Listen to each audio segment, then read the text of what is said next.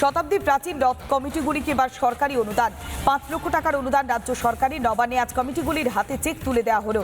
রাজ্য জুড়ে এবার 120টি রথ বেরোবে। আমরা আরো বিস্তারিত জানবো, আমাদের প্রতিনিধি সুখেন্দু রয়েছে আমাদের সঙ্গে। সুখেন্দু, এক কথায় বাংলার যে রথযাত্রা উৎসব, সেই উৎসবকে নিয়ে এবার বিরাট ভাবনা রাজ্য সরকারের। কি কি উদ্যোগ নেওয়া হলো মুখ্যমন্ত্রী ঘোষণা করেছিলেন, এরপর ঠিক কিভাবে সেগুলোকে বাস্তবায়িত করা হবে?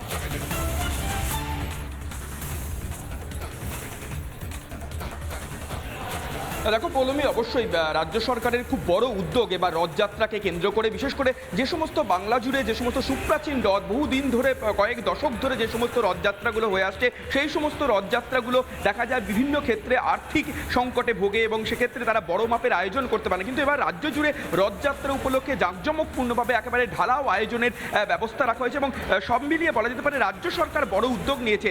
এখনো পর্যন্ত আজকে নবান্ন সভাঘরে যে 60টা নির্বাচিত যে রথযাত্রা, সেই 60টি নির্বাচিত রথযাত্রা কমিটিদের হাতে 5 লক্ষ টাকা করে যে আর্থিক অনুদান, সেই 5 লক্ষ টাকা করে আর্থিক অনুদান চেক তিনি মুখ্যমন্ত্রী শুভেন্দু অধিকারী নিজে তুলে দেন। পাশাপাশি এগুলো দূরবর্তী যে সমস্ত জেলাগুলো রয়েছে, সেই সমস্ত জেলাগুলোর সঙ্গে রথযাত্রা আয়োজক কমিটিগুলোর সঙ্গে ভার্চুয়াল তিনি বৈঠক করেন এবং তাদের হাতেও সেই জেলা শাসকের মাধ্যমে সেই টাকা পৌঁছে যাবে।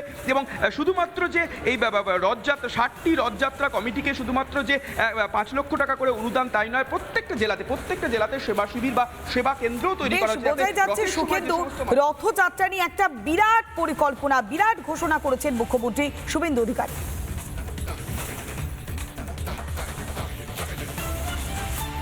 আমরা যে সমস্ত রথযাত্রাগুলি দশকের পর দশক ধরে হয়, প্রাথমিকভাবে এমন প্রায় 60টি রথযাত্রা কমিটিকে আমরা 5 লক্ষ টাকা করে সরকারি সহায়তা আজকে প্রদান করব। এটি আমাদের অংশগ্রহণ। এক্ষেত্রে প্রথম বছর তালিকা তৈরিতে কোনো যদি ত্রুটি থেকে থাকে আপনারা ক্ষমা সুন্দর দৃষ্টিতে দেখবেন। আগামী দিনে আপনারা যদি তথ্য সংস্কৃতি দপ্তরের আধিকারিক তথা জেলা শাসকদেরকে জানান, আগামী দিনে আমরা ত্রুটিপূর্ণ তালিকা তৈরি করার চেষ্টা করব। কিন্তু এটি একটি শুরু, এটা অনেক দূর যাবে।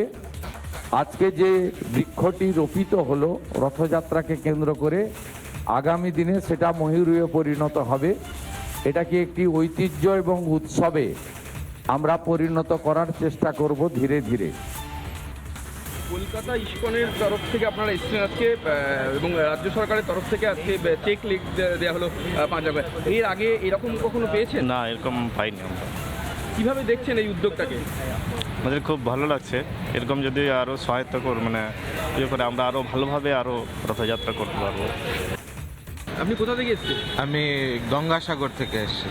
এই যে রাজ্য সরকারের উদ্যোগে এবার রথযাত্রাকে একেবারে আড়ম্বরের সঙ্গে পালন করার জন্য প্রতি রথ কমিটিকে 5 লক্ষ টাকা করে, এই উদ্যোগটাকে কীভাবে দেখছেন?